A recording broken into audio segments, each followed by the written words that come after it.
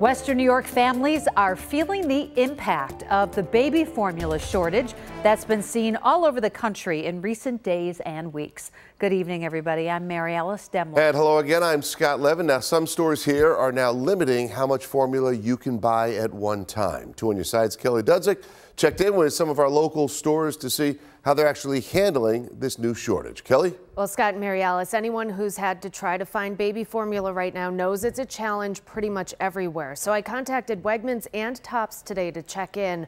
Wegmans told me while it might not have every brand or variety available, it is continuing to get shipments of baby formula on a regular basis. The director of Setter's store for Tops told me that people were trying to buy 30 to 40 cans at a time. So there's a limit of 6 cans right now. She expects the shortage to last about 3 months and says since most of their stores get deliveries overnight, the best time to find formula is in the morning. She also talked about the possibility of finding other brands that are comparable to the out-of-stock ones. The other brand is very safe. It all goes through the same testing requirements, so it wouldn't be out there if it wasn't. But we do post what we can substitute. I would call your doctor if you have a very sensitive baby to make sure that they feel comfortable with it, because you can never be too sure. And if you have the Excelsior Pass app on your phone, you got a message this morning from the state with links to resources for families looking for formula. The Better Business Bureau is also warning people about scams, saying you should check bbb.org before buying from an unfamiliar place, especially online.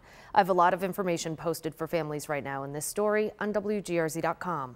Kelly Dudzik, Channel 2 News. All right, Kelly, thank you. Meanwhile, one Erie County legislator wants the county to take action to deal with the shortage. Minority Leader Joe Larigo introduced a resolution today to secure $10 million in formula and sell it to parents at no cost. You know, it's an important conversation that we need to have. We want to make sure that we can help anyone who's in need. And, I think it's also important to note that we wouldn't be giving the formula away. It's not something that we're looking to do. I would want to, make sure that we could just provide it to people who need it and don't have access, but provide it at our cost. Well, Larigo says that he wants this process to work like it did with PPE during the pandemic. He hopes to start conversations with the legislature next week on how to secure the funding.